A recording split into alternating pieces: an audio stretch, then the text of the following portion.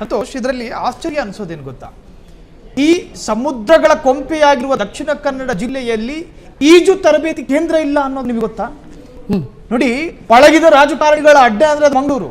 ಹೌದು. ಬ್ರಿಜೇಶ್ ಚೌಟಾರಂತಹ ಹಾಲಿ ಸಂಸದರು, ನಳಿನ್ ಕುಮಾರ್ ಕಟೀಲ್ರಂತಹ ಮಾಜಿ ಸಂಸದರು, ಹರೀಶ್ ಪೂಂಜಾರಂತಹ ಸೋಷಿಯಲ್ ಮೀಡಿಯಾದಲ್ಲಿ ಓತಪ್ರೋತ ಆಕ್ಟಿವ್ ಆಗಿರುವಂತಹ ಶಾಸಕರು, ಯುಟಿ ಖಾದರ್ರಂತಹ ನಮ್ಮ ಸ್ಪೀಕರ್ ಸಾಹೇಬರು, ಹೀಗೆ ವೇದವಾಸ ಕಾಮತ್ತು, ಹೀಗೆ ಅನೇಕ ರಾಜಕಾರಣಿಗಳಿರ್ತಕ್ಕಂತಹ ದಕ್ಷಿಣ ಕನ್ನಡ ಜಿಲ್ಲೆ. ಸಂತೋಷ್, ನಿಮಗೆ ಗೊತ್ತಿರಲಿ, ಅಲ್ಲಿನ ಜಿಲ್ಲಾಡಳಿತದ ದಾಖಲೆ ಪುಸ್ತಕದಲ್ಲಿ ಮಂಗಳೂರಿನ ಸೂಕ್ಷ್ಮ ಪ್ರದೇಶ, ಸೂಕ್ಷ್ಮ ಏರಿಯಾಗಳು ಯಾವುದು ಅನ್ನೋದು ರೇಖೆ ಮಾಡ್ಕೊಂಡು ಇಟ್ಟಿರ್ತಾರೆ. ಈ ತರಹದೊಂದು ಪ್ರದೇಶದಲ್ಲಿ ಇಂತಹ ಭಾಷಣಕಾರ ಹೋಗಬಾರದು, ಆತನಿಗೆ ನೋಟಿಸ್ ಬರುತ್ತೆ. ಆದ್ರೆ ಅಲ್ಲಿರ್ತಕ್ಕಂತಹ 7-8 ಸಮುದ್ರ ಕಿನಾರೆಗಳು ಯಾವುದು ಸೂಕ್ಷ್ಮ, ಯಾವುದು ಅತಿ ಸೂಕ್ಷ್ಮ ಅನ್ನೋ ಪರಿಜ್ಞಾನ ಇವುಗಳಿಲ್ವಾ? ಈಗ ನೋಡಿ, ಸಹಜವಾಗಿ ಈ ವಿಚಾರಕ್ಕೆ ಸಂಬಂಧಪಟ್ಟಂಗೆ ನೀವು ಇನ್ನೊಂದು ಬಹಳ ಇಂಟ್ರೆಸ್ಟಿಂಗ್ ವಿಚಾರ ಹೇಳಿದ್ರಿ. ಯಾವುದೇ ರೀತಿಯಲ್ಲೂ ಕೂಡ ಈಜುಗಾರಿಕೆಗೆ ತರಬೇತಿ ಕೊಡುವಂತಹ ಒಂದೇ ಒಂದು ತರಬೇತಿ ಸ್ಥಳಗಳು ಇಲ್ಲ ಅನ್ನುವಂಥದ್ದು ನೋಡಿ ನಿಜಕ್ಕೂ ನಾಚಿಕೆಗೇಡು.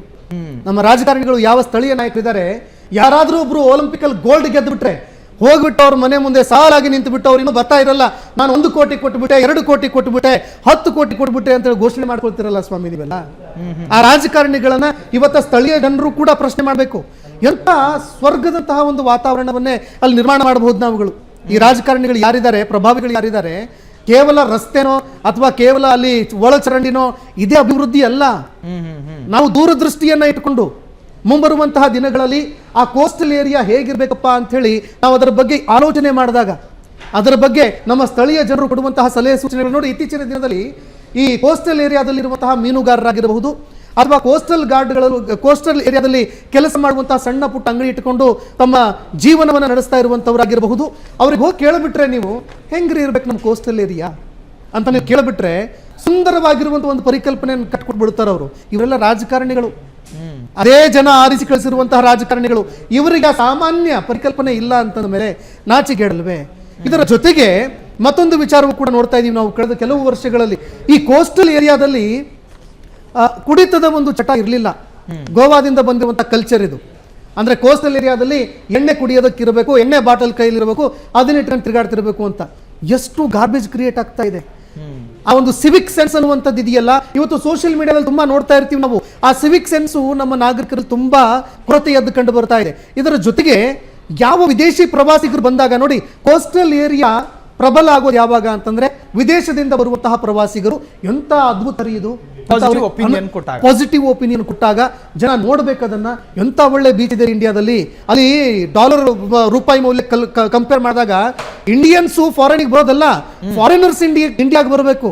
ನೀವು ಅಂತವರ ವಿರುದ್ಧವೇ ಲೈಂಗಿಕ ಪೀಡನೆ ಕೊಡ್ತೀರಿ ಬೀಚ್ಗಳ ಬದಿಯಲ್ಲಿ ಅನ್ನೋದಾದ್ರೆ ನಿಮಗೆ ಪಾಸಿಟಿವ್ ಒಪಿನಿಯನ್ ಬರೋದಕ್ಕೆ ಸಾಧ್ಯನೇ ಇಲ್ಲ. ನೋಡಿ, ಇತ್ತೀಚೆಗೆ ಕೆಲವು ವಿದೇಶದಿಂದ ಬರುವಂತಹ ಕೆಲವು ಮಹಿಳೆಯರು ಬೀಚ್ಗಳಲ್ಲಿ ಕೆಲವು ವಿಡಿಯೋಗಳನ್ನ ಮಾಡಿ ತಾವೇ ರೆಕಾರ್ಡ್ ಮಾಡಿ, ಎಂತ ಸಂಸ್ಕೃತಿ ಇದು, ಮಹಿಳೆಯರ ಜೊತೆಗೆ ಎಷ್ಟೊಂದು ಕೆಟ್ಟದಾಗಿ ವರ್ತನೆ ಮಾಡ್ತಾರೆ ಅಂತ ಸೋಷಿಯಲ್ ಮೀಡಿಯಾದಲ್ಲಿ, ಅದು ಕೂಡ ಟ್ವಿಟರ್ ಹ್ಯಾಂಡಲ್ ನಲ್ಲಿ ಅನೇಕ ಮಹಿಳೆಯರು, ವಿದೇಶದಿಂದ ಬರುವಂತಹ ಮಹಿಳೆಯರು ಆ ವಿಡಿಯೋಗಳನ್ನು ರೆಕಾರ್ಡ್ ಮಾಡಿ ಹಾಕಿದ್ದಾರೆ. ಅಂದ್ರೆ ಇದು ನಮ್ಮ ಸಂಸ್ಕೃತಿಗೆ, ಎಂತ ಸಂಸ್ಕೃತಿ ನಮ್ದು, ನಮ್ಮ ಭಾರತದ ಪರಂಪರೆ. ಹೆಣ್ಣು ಮಕ್ಕಳನ್ನ ದೇವಿಯ ರೂಪದಲ್ಲಿ ಪೂಜಿಸುವಂತಹ, ಆರಾಧಿಸುವಂತಹ ಒಂದು ಕಲ್ಚರ್ ನಮ್ದು. ಅಂತ ಒಂದು ಕಲ್ಚರ್ ಅಲ್ಲಿ ಇದ್ಕೊಂಡು ಇಷ್ಟೊಂದು ಕೆಳಮಟ್ಟದಲ್ಲಿ, ಇಷ್ಟೊಂದು ಹೀನವಾಗಿ, ತುಚ್ಛವಾಗಿ ಆ ಮಹಿಳೆಯರ ಜೊತೆ ವರ್ತನೆ ಮಾಡಿದಾಗ ಆ ಜನ ಬರೋದಕ್ಕೆ ಸಾಧ್ಯನಾ? ನೋಡಿ, ಯಾವುದೇ ಒಂದು ವಿದೇಶಕ್ಕೆ ನಾವು ಪ್ರವಾಸಕ್ಕೆ ಹೋಗ್ತಾ ಇದೀವಿ ಅಂತಂದ್ರೆ ಫಸ್ಟ್ ಬರೋದು ಸೆಕ್ಯೂರಿಟಿ. ಫಸ್ಟ್ ಬರೋದು ಅಲ್ಲಿ ಎಷ್ಟರ ಮಟ್ಟಿಗೆ ಭದ್ರತೆ ಇದೆಯಪ್ಪ, ಎಷ್ಟರ ಮಟ್ಟಿಗೆ ಶುಚಿತ್ವವನ್ನ ಇವರು ಕಾಪಾಡ್ಕೊಂಡಿದ್ದಾರೆ, ಎಷ್ಟರ ಮಟ್ಟಿಗೆ ಅಲ್ಲಿ ಲೋಕಲ್ ಇನ್ಫ್ರಾಸ್ಟ್ರಕ್ಚರ್ ಬಿಲ್ಡ್ ಆಗಿದೆ. ಇದೆಲ್ಲವೂ ಆ ರಾಜಕಾರಣಿಗಳಿಗೆ, ನಾವು ಆಗ್ಲೇ ಹೇಳ್ತಾ ಇದ್ವಿ, ಎಂತ ಮಹಾನ್ ದೊಡ್ಡ ದೊಡ್ಡ ರಾಜಕಾರಣಿಗಳಿದ್ದಾರೆ, ಮತ್ತೆ ಗೆದ್ದು ಬರ್ತಾ ಇದ್ದಾರೆ. ಏನ್ರಪ್ಪ ಮಾಡ್ತಾ ಇದ್ದೀರಿ ನೀವು? ಆ ಇನ್ಫ್ರಾಸ್ಟ್ರಕ್ಚರ್ ನಮ್ಮಲ್ಲಿ ಬಿಲ್ಡ್ ಆಗಿದೆ ಆದ್ರೆ ಆಗ ವಿದೇಶಿಗರು ಕೂಡ ಇತ್ತ ಗಮನ ಹರಿಸಬಹುದಲ್ವಾ? ನೋಡಿ, ಬೇರೆ ಬೇರೆ ಅನೇಕ ದೇಶಗಳ ಬೀಚ್ಗಳಿದ್ದಾವೆ. ಬೇರೆ ಬೇರೆ ದೇಶಗಳಿಗೆ ಆ ಬೀಚ್ಗಳಿಗೆ ಹೋಗಿ ಒಂದೇ ಒಂದು ದಿನ ಸಾಕು, ನಾವು ಅಲ್ಲಿ ಕಳೆದು ಬಂದ್ರೆ ಸಾಕು ಅಂತ ಹೋಗೋರು ಅನೇಕರಿದ್ದಾರೆ ಪ್ಲಾನ್ ಮಾಡ್ಕೊಂಡು. ಆದ್ರೆ ನಮ್ಮಲ್ಲಿ ಅಂತ ಒಂದು ಇನ್ಫ್ರಾಸ್ಟ್ರಕ್ಚರ್ ಯಾಕಪ್ಪ ಆಗ್ತಾ ಇಲ್ಲ? ಯಾಕಪ್ಪ ಅಲ್ಲಿ ಸ್ಥಳೀಯರು ಯಾರಿದ್ದಾರೆ ನೋಡಿ, ಜೀವನ ಕಟ್ಕೊಡುತ್ತೆ. ಸ್ಥಳೀಯರು ಯಾರಿದ್ದಾರೆ ಅವ್ರಿಗೆ ಈಜು ಕಲ್ಸಿದ್ರೆ ಅವಾಗ ಏನಾಗುತ್ತೆ ಅಂದ್ರೆ, ಪ್ರತಿಯೊಬ್ಬರು ನೀವು ಹೇಳಿದಾಗೆ ಒಂದು ಈಜು ಸ್ಕೂಲ್ ಯಾಕಾಗಬಾರ್ದು? ಇದಾದಾಗ ಏನಾಗುತ್ತೆ ಅಂತಂದ್ರೆ ಈಜುಗಾರರ ಸಂಖ್ಯೆ ಜಾಸ್ತಿ ಆಗುತ್ತೆ. ಈಜುಗಾರರ ಸಂಖ್ಯೆ ಜಾಸ್ತಿ ಆದಾಗ ಈ ರೀತಿ ಯಾರಾದ್ರೂ ಒಬ್ರು ಮುಳುಗಿ ಸಾಯ್ತಾ ಇದ್ದಾರೆ, ದೋಣಿ ಮುಗಿಸಿ ಬಿತ್ತು, ಏನೋ ಒಂದಾಯ್ತು ಅಂತಂದ್ರೆ ಇಮಿಡಿಯೇಟ್ ಆಗಿ ಹೋಗಿ ಸಮುದ್ರಕಾರಿ ಅವ್ರನ್ನ ಕಾಪಾಡೋರ ಸಂಖ್ಯೆ ಜಾಸ್ತಿ ಆಗುತ್ತೆ. ಅಂತಾರಾಷ್ಟ್ರೀಯ ಮಟ್ಟದಲ್ಲಿ ಪೈಪೋಟಿ ಕೊಡೋದಕ್ಕೆ 140 ಕೋಟಿ ಜನರಿಗೆ ಸಾಧ್ಯವಾಗ್ತಾ ಇಲ್ಲ ಅಂತಂದ್ರೆ ನಗುತ್ತಾರೆ ನಮ್ಮ ಜನ. ಸಂತೋಷ್, ಸಾಂದರ್ಭಿಕವಾಗಿ ನಾನು ಮಾತು ಹೇಳ್ತೀನಿ, ಹೇಳ್ತಾ ಇದ್ರಿ ಈಜು ಬರುವವ ಅಲ್ಲಿ ಬಿದ್ದವರನ್ನ ಕಾಪಾಡುವಂತಹ ಪ್ರಕ್ರಿಯೆಗಳು ಈಗಲೂ ಆಗ್ತಾ ಇದೆ. ಅಂತಹವರನ್ನು ಗುರುತಿಸಿ ಅವರಿಗೆ ಗೌರವಧನ ಕೊಡುವಂತಹ ಯೋಗ್ಯತೆ ಅಲ್ಲಿ ರಾಜಕಾರಣಿಗಿಲ್ಲ. ಹೌದು. ದಿನೇಶ್ ಗುಂಡೂರಾವ್ ಸಾಹೇಬ್ರೆ, ಈ ವಿಚಾರಗಳನ್ನ ನೀವು ಗಮನಿಸ್ತಾ ಇದ್ರೆ ವಾರಕ್ಕೆ 5 ಬಾರಿ ಹೆಂಡತಿ ಮನೆಗೆ ಹೋದಂಗೆ ಹೋಗ್ತಾರೆ ದಿನೇಶ್ ಗುಂಡೂರಾವ್. ದಕ್ಷಿಣ ಕನ್ನಡ ಉಸ್ತುವಾರಿಯೂ ಕೂಡ ಹೌದು. ಉಳ್ಳಾಳ ಬೀಚ್ ಪಕ್ಕದಲ್ಲಿ ಒಂದು ಎಚ್ಚರಿಕೆಯ ಫಲಕ ಇದೆಯಾ ಅಂತ ನೋಡಿ, ನಿಮ್ ಕಣ್ಣಿಗೆ ಕಾಣಿಸೋದಿಲ್ಲ ಅದು. ಬೀಚ್ ಪಕ್ಕದಲ್ಲಿ ನನ್ನ ಸಹೋದ್ಯೋಗಿ ಸಂತೋಷ್ ಹೇಳಿದಂತೆ ಗೋವಾದಿಂದ ಬರುವಂತಹ ಮದ್ಯ ಬಾಟಲುಗಳನ್ನ ಗಂಟ್ಲು ಕೆಳಗೆ ಹಂಗೆ ಇಳಿಸಿ ಆ ಬಾಟಲ್ ಅನ್ನ ಬಿಸಾಕುವ ಡಂಪು ಭೂಮಿಯಾಗಿ ಮಾರ್ಪಟ್ಟಿದೆ ಬೀಚ್ಗಳ ಕಿನಾರೆ. ದಿನೇಶ್ ಗುಂಡೂರಾವ್ ಸಾಹೇಬ್ರೆ, ಕಾಂಗ್ರೆಸ್ ಕಚೇರಿಗೆ ಹೋಗಿ ಹಿಂದ್ಗಡೆ ಬಾಗಿಲಿನಿಂದ ಏರ್ಪೋರ್ಟ್ಗೆ ಹೋಗೋದಲ್ಲ, ಒಮ್ಮೆ ಮಂಗಳೂರಿನ ಉಳ್ಳಾಳ ಬೀಚೋ, ಪಣಬೂರು ಬೀಚೋ, ಮಲ್ಪೆ ಬೀಚ್ಗಳ ಕಿನಾರೆಗೆ ಹೋಗಿ ಅಲ್ಲಿನ ಶುಚಿತ್ವವನ್ನು ಪರೀಕ್ಷೆ ಮಾಡಬೇಕು ನೀವು. ಸೊ ನಿಮ್ಮ ವ್ಯಕ್ತಿಗೆ ಬರೋದಿಲ್ಲ ಅನ್ನುವಂತಹ ಅಸಡ್ಡೆ ಬೇಡ. ನೀವು ದಕ್ಷಿಣ ಕನ್ನಡ ಜಿಲ್ಲೆ ಉಸ್ತುವಾರಿ. ಈಗ ನೋಡಿ ಸಮಸ್ಯೆ ಏನಿದೆ ಅಂತಂದ್ರೆ, ಈ ಬೀಚ್ಗಳಲ್ಲಿ ಯಾರ್ಯಾರು ಯುವಕರು ಹೋಗ್ತಾರೆ, ಇವರ ಹುಚ್ಚಾಟ, ಇವರ ಚೆಲ್ಲಾಟ, ಇವರು ಸ್ನೇಹಿತರ ಜೊತೆಗೆ ಹೊರಗಡೆಯಿಂದ ಫುಡ್ ತಗೊಂಡು ಹೋಗೋದು, ಅಲ್ಲಿ ಊಟ ಮಾಡಿ ಹೆಂಗೆ ಇರಬೇಕಂತಂದ್ರೆ ಫ್ಯಾಮಿಲಿಯವ್ರಿಗೆ ಪ್ರತಿಯೊಂದು ಫ್ಯಾಮಿಲಿಗೂ ಅನಿಸ್ಬೇಕು, ನಾವು ಹೋಗ್ಬೇಕ್ರಿ ಬೀಚ್ಗೆ, ಫ್ಯಾಮಿಲಿನ ಕರ್ಕೊಂಡು ಅಲ್ಲಿ ಹೋಗಿ ಆ ಒಂದು ಸುಂದರವಾಗಿರೋ ವಾತಾವರಣದಲ್ಲಿ ವಿಹಾರ ಮಾಡಿ ಬರ್ಬೇಕಂತೇಳಿ ಎಲ್ರಿಗೂ ಅನಿಸ್ಬೇಕು. ಆದ್ರೆ ಇವತ್ತು ಫ್ಯಾಮಿಲಿಯವ್ರು ಹೋಗೋದಕ್ಕೆ ಹೆದರ್ತಾ ಇದ್ದಾರೆ. ಯಾಕಂದ್ರೆ ಇಡೀ ಆ ಬೀಚ್ಗಳನ್ನ ಶುಚಿತ್ವವಾಗಿ ಇಟ್ಕೊಳ್ಳೋರು ಯಾರು? ನಾವೇ. ಅದು ನಮ್ಮ ದೇಶದ ಆಸ್ತಿ, ನಮ್ಮ ಜನರ ಆಸ್ತಿ. ಆ ಭಾಗದಲ್ಲಿ ಇರುವಂತಹ ಕೋಸ್ಟಲನ್ನೇ ನಂಬಿಕೊಂಡು ಜೀವನ ಮಾಡ್ತಾ ಇದ್ದಾರಲ್ಲ ಜನ, ಅವರ ಒಂದು ಆಸ್ತಿ ಅದು. ಹೀಗಾಗಿ ಅದರ ಒಂದು ಶುಚಿತ್ವವನ್ನ ಕಾಪಾಡಿಕೊಳ್ಳುವಂತ ಜವಾಬ್ದಾರಿ ನಮ್ಮ ಮೇಲೆ ತುಂಬಾನೇ ಇದೆ. ಸಂತೋಷ್, ಇದರಲ್ಲಿ ಪ್ರಮುಖವಾಗಿ ಕರಳು ಚುರುಕನ್ನು ವಿಚಾರ ಏನ್ ಗೊತ್ತಾ, ಕಳೆದ ವರ್ಷ 20 ರಿಂದ 30 ಮಕ್ಕಳು ಸಾವನ್ನಪ್ಪಿದ್ದಾರೆ ಬೀಚ್ ಬದಿಯಲ್ಲಿ. ಸೊ ಅಲ್ಲಿನ ಜಿಲ್ಲಾಡಳಿತ ಗಮನಿಸಬೇಕಾಗಿರೋದು ಮುಂದಿನ ವರ್ಷ ಎಷ್ಟು ಕಮ್ಮಿ ಮಕ್ಕಳು ಸಾಯ್ತಾರೆ ಅನ್ನೋದ್ರ ಬಗ್ಗೆ. ಸೊ ಈ ಮಕ್ಕಳ ಈ ತರಹದೊಂದು ದುರಂತದಲ್ಲಿ ಈಡಾಗಿ ಸಾವನ್ನಪ್ಪಲೇಬಾರದು, ಆದ್ರೂ ಕೂಡ ಸಾವುಗಳಾಗ್ತಾ ಇದೆ. ಇದಕ್ಕಲ್ಲಿನ ಜಿಲ್ಲಾಡಳಿತ ಪ್ರಮುಖವಾಗಿ ತೆಗೆದುಕೊಳ್ಳಬೇಕಾಗಿರೋ ಕಾರ್ಯಗಳೇನು ಅನ್ನೋದು ಅಲ್ಲ. ಇವರು ಸಮಸ್ಯೆ ಏನಂತಂದ್ರೆ, ಸಮಸ್ಯೆ ಏನನ್ನುವಂಥದ್ದು ಈ ಅಧಿಕಾರಿಗಳಾಗಿರಬಹುದು, ಅಲ್ಲಿರುವಂತಹ ದಿನೇಶ್ ಗುಂಡೂರಾವ್ನಂತಹ ರಾಜಕಾರಣಿಗಳಾಗಿರಬಹುದು, ಉಸ್ತುವಾರಿ ಸಚಿವರಾಗಿರಬಹುದು, ಅಥವಾ ಸ್ಥಳೀಯ ಮಟ್ಟದಲ್ಲಿ ಇರುವಂತಹ ರಾಜಕಾರಣಿಗಳಾಗಿರಬಹುದು, ಪ್ರತಿಯೊಬ್ಬರಿಗೂ ಕೂಡ ಸಮಸ್ಯೆ ಇದೆ ಅನ್ನುವಂಥದ್ದು ಗೊತ್ತಿದೆ.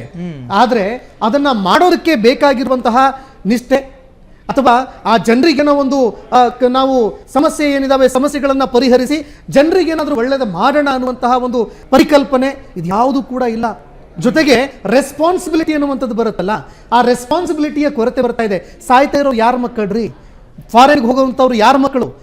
ಜನಸಾಮಾನ್ಯರ ಮಕ್ಕಳು ಯಾರಾದ್ರೂ ಫಾರಿನ್ಗೆ ಹೋಗಿ ಬೀಚ್ ಅನ್ನ ಆಹ್ಲಾದಕರವಾಗಿ ಅದನ್ನ ಬರೋದಕ್ಕಾಗುತ್ತಾ? ಸಾಧ್ಯನೇ ಇಲ್ಲ. ಯಾಕಂದ್ರೆ ಒಂದೇ ಒಂದು ಟಿಕೆಟ್ ದರ 30-40 ಸಾವಿರ ರೂಪಾಯಿ ಇರುತ್ತೆ. ಅವ್ರು ವಿದೇಶಕ್ಕೆ ಹೋಗೋದಕ್ಕೆ ಸಾಧ್ಯನಾ? ಇಂಪಾಸಿಬಲ್. ಇಲ್ಲಿ ಸಾಯ್ತಾ ಇರೋದು ಯಾರಪ್ಪ ಅಂತಂದ್ರೆ ಜನಸಾಮಾನ್ಯರ ಮಕ್ಕಳು. ಆ ಕೋಸ್ಟಲ್ ಏರಿಯಾದಲ್ಲಿ ಹೋದ ಕೂಡಲೇ ಮುಂಚೆನೆ ಆ ಒಂದು ವಿಚಾರಕ್ಕೆ ಸಂಬಂಧಪಟ್ಟಂತೆ ಒಂದು ಜಾಹೀರಾತು ಫಲಕ ಹಾಕುವಂಥದ್ದು, ಅಥವಾ ಅದಕ್ಕೆ ಸಂಬಂಧಪಟ್ಟಂತೆ ನೋಡ್ರಪ್ಪ ಕಳೆದ ಬಾರಿನೇ ಸತ್ತು ಹೋಗಿದ್ದಾರೆ, ದಯವಿಟ್ಟು ಎಚ್ಚರವಾಗಿರಿ ಅಂತೇಳಿ ಒಂದು ಎಚ್ಚರಿಕೆ ಫಲಕ ಹಾಕೋದಕ್ಕೆ ಈ ಗೈಡ್ ನೇಮಕ, ಹೌದು, ಇದಕ್ಕೆ ಸಂಬಂಧಪಟ್ಟಂತೆ ಇಷ್ಟೆಲ್ಲ ಹಾಕೋದಕ್ಕೆ ಅಲ್ಲಿರುವಂತಹ ಸ್ಥಳೀಯ ಅಧಿಕಾರಿಗಳಿಗೆ, ಜಿಲ್ಲಾಡಳಿತಕ್ಕೆ ಏನು ಮಹಾ ಸಾಧನೆ ಕೆಲಸನ ಅದು, ಅಥವಾ ಮಹಾನ್ ಕಷ್ಟಕರ ಕೆಲಸನ ಅದು? ಬಹಳಷ್ಟು ಈಸಿ ಆಗಿರುವಂಥದ್ದು. ಯಾಕಂದ್ರೆ ಸಮಸ್ಯೆ ಏನಿದೆ ಅನ್ನುವಂಥದ್ದು ಕ್ಲಿಯರ್ ಕಟ್ ಆಗಿ ಗೊತ್ತಿದೆ ಅವರಿಗೆ. ಜೊತೆಗೆ ಈ ಗಾರ್ಬೇಜ್ ಅನ್ನ ನಿರ್ವಹಣೆ ಮಾಡೋದಕ್ಕೆ ನೋಡಿ, ಪ್ರಧಾನಿ ಮೋದಿ ಅವರು ಸ್ವಚ್ಛ ಭಾರತ ಅಭಿಯಾನ ಅನ್ನುವಂತಹ ಒಂದು ಅಭಿಯಾನನ ಆರಂಭ ಮಾಡ್ತಾರೆ. ನಿಜವಾಗ್ಲೂ ಕೂಡ ತುಂಬಾ ಖುಷಿ ಆಯಿತು. ಭಾರತದ ಇತಿಹಾಸದಲ್ಲಿ ಒಬ್ಬ ಪ್ರಧಾನಿ ಆ ಒಂದು ನಮ್ಮ ಸಿವಿಕ್ ಸೆನ್ಸ್ ಏನಿದೆ, ಆ ಸಿವಿಕ್ ಸೆನ್ಸ್ ಅನ್ನ ಜಾಗೃತಗೊಳಿಸಿರುವಂತಹ ಪ್ರಕ್ರಿಯೆ ಇದೆಯಲ್ಲ, ಅದಕ್ಕೊಂದು ಅತಿ ದೊಡ್ಡ ಅಭಿಯಾನವನ್ನೇ ಆರಂಭ ಮಾಡ್ತಾರೆ. ಮಹಾತ್ಮ ಗಾಂಧೀಜಿಯವರ ಕನ್ನಡಕ ಅದಕ್ಕೆ ಒಂದು ಮುಖ್ಯವಾಗಿರುವಂತಹ ಮುಖ್ಯ ಭೂಮಿಕೆಗೆ ಬರುತ್ತೆ. ಆದರೆ ಅದನ್ನ ನಾವು ಎಷ್ಟರ ಮಟ್ಟಿಗೆ ಅಳವಡಿಸ್ಕೊಳ್ತಾ ಇದೀವಿ, ಮೈಗೂಡಿಸ್ಕೊಳ್ತಾ ಇದ್ದೀವಿ ಅನ್ನುವಂಥದ್ದು ಇಲ್ಲಿ ಸಾಮಾನ್ಯ ಪ್ರಜ್ಞೆ. ಅದು ಒಬ್ಬ ನಾಗರಿಕನ ಸಾಮಾನ್ಯ ಪ್ರಜ್ಞೆ. ಆದರೆ ಇವತ್ತು ಆ ಬೀಚ್ಗಳಲ್ಲಿ ಹೋಗ್ಬಿಟ್ರೆ, ಇಲ್ಲಿಂದ ಆಚೆ ಹೋಗ್ಬಿಟ್ರೆ ಸಾಕಪ್ಪ, ಇಲ್ಲಿಂದ ಆಚೆ ಹೋಗ್ಬಿಟ್ರೆ ಸಾಕು ಅನ್ನೋ ಒಂದು ಪರಿಕಲ್ಪನೆ ಜನರಲ್ಲಿ ಬರ್ತಾ ಇದೆ. ಅಷ್ಟೊಂದು ಅಸಡ್ಡೆ ಭಾವನೆ ಜನರಲ್ಲಿ ಬರ್ತಾ ಇದೆ. ಫಾರಿನಿಂದ ಬರುವಂತಹ ಆ ಒಂದು ಪ್ರವಾಸಿಗರು ಯಾರಿದ್ದಾರೆ ಅವ್ರದಂತೂ ಹೇಳೋದೇ ಬೇಡ. ನಾನು ಕೆಲವೊಂದು ದಿನಗಳ ಹಿಂದೆ ನೋಡ್ತಾ ಇದ್ದೆ, ನೋಡಿ ಎಷ್ಟೊಂದು ಗಾರ್ಬೇಜ್ ಇದೆ ಇಲ್ಲಿ. ಅಲ್ಲಿ ವಿದೇಶಿಗಳಲ್ಲಿ ಈ ಸಮುದ್ರ ತೀರದಲ್ಲಿ ಇರುವಂತಹ ಗಾರ್ಬೇಜ್ ಏನಿದೆ, ಸಮುದ್ರಕ್ಕೆ ಸೇರ್ತಾ ಇರುವಂತಹ ಪ್ಲಾಸ್ಟಿಕ್ ಏನಿದೆ, ಇದನ್ನ ತೆಗೆದು ಹಾಕೋದಕ್ಕೆ ಅಂತ, ಅದನ್ನ ರೀಸೈಕ್ಲಿಂಗ್ ಮಾಡೋದಕ್ಕಂತ ಸಾವಿರಾರು ಕೋಟಿ ರೂಪಾಯಿಯ ಒಂದು ಪ್ರಾಜೆಕ್ಟ್ಗಳು ನಡೀತಾ ಇದೆ. ಲಕ್ಷಾಂತರ ಕೋಟಿ ರೂಪಾಯಿ ಪ್ರಾಜೆಕ್ಟ್ಗಳು ನಡೀತಾ ಇದೆ. ಇದರಿಂದ ಏನಾಗುತ್ತೆ ಅಂತಂದ್ರೆ ಆ ಸ್ಥಳೀಯ ಭಾಗದಲ್ಲಿ ಇರುವಂತಹ ಜಲಚರಗಳು ಅದಕ್ಕೆ ಕುತ್ತು ಬರುತ್ತೆ. ಇದರಿಂದ ಸಾಧ್ಯತೆ ಇದೆ. ಕುತ್ತು ಬರುತ್ತೆ. ಈಗ ಆಲ್ರೆಡಿ ಸಾಕಷ್ಟು ಭಾಗದಲ್ಲಿ ನಾವು ಕೋಸ್ಟಲ್ ಏರಿಯಾದಲ್ಲಿ ನೋಡ್ತಾ ಇದ್ದೀವಿ. ಫಿಶಿಂಗ್ ಮಾಡ್ತಾ ಇದ್ದಂತಹ ಮೀನುಗಾರರು ಯಾರಿದ್ದಾರೆ ಅವರಿಗೆ ಫಿಶ್ಗಳ ಕೊರತೆ ಏನಿದೆ, ಎಷ್ಟರ ಮಟ್ಟಿಗೆ ಬರ್ತಾ ಇದೆ ಅಂತ ನೀವು ಕೇಳಿಬಿಟ್ರೆ ಅಷ್ಟೊತ್ತಿಗಾಗಲೇ ಗೊತ್ತಾಗ್ಬಿಡುತ್ತೆ. ಹೇಳ್ಬಿಡ್ತಾರೆ ಅವರು, ಸಮಸ್ಯೆ ಇದೆ ಅಂತ ಹೇಳ್ಬಿಡ್ತಾರೆ. ಹೀಗಿದ್ದ ಮೇಲೆ ನಾವು ಯಾಕೆ ಅದನ್ನು ಮಾಡಬಾರದು? ಎಸ್, ಇನ್ನು ಈ ಚರ್ಚೆಯ ತಾತ್ಪರ್ಯಗಳನ್ನು ಹೇಳ್ಬಿಡ್ತೀನಿ. ಒಂದು, ಕಡಲ ತಡಿಗಳು ನಾರುತ್ತಿದೆ.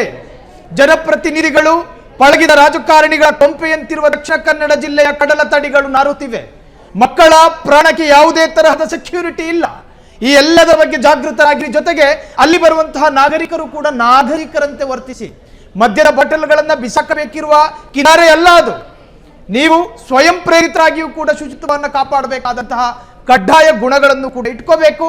ನಮ್ಮ ಕುಡ್ಲ, ನಮ್ಮ ಮೈಕಾಲ, ನಮ್ಮ ಮಂಗಳೂರು, ನಮ್ಮ ಕೊಡಿಯಾಲ, ಹಿಂಗೆಲ್ಲ ಹೇಳ್ಬೋದು ನಾವು ವರ್ಣರಂಜಿತವಾಗಿ ಹೆಮ್ಮೆಯಿಂದ. ಆದರೆ ನಮಗೂ ಕೂಡ ಒಂದಷ್ಟು ಅಳವಡಿಸಿಕೊಳ್ಳಬೇಕಾದಂತಹ ಕಡ್ಡಾಯ ಗುಣಗಳನ್ನ ಮಂಗಳೂರು ಭಾಗದ ಕಡಲ ಕಿನಾರೆಯಲ್ಲಿ ಅಳವಡಿಸ್ಕೋಬೇಕು ಅಂತ. ಕ್ಷಣ ಕ್ಷಣದ ಸುದ್ದಿಗಳಿಗಾಗಿ ಫ್ರೀಡಂ ಟಿವಿ ಸಬ್ಸ್ಕ್ರೈಬ್ ಮಾಡಿ, ಲೈಕ್ ಮಾಡಿ ಹಾಗೂ ಫಾಲೋ ಮಾಡಿ. ಹೊಸ ಸುದ್ದಿಗಳ ನೋಟಿಫಿಕೇಶನ್ಗಾಗಿ ಬೆಲ್ ಐಕಾನ್ ಮೇಲೆ ಕ್ಲಿಕ್ ಮಾಡಿ.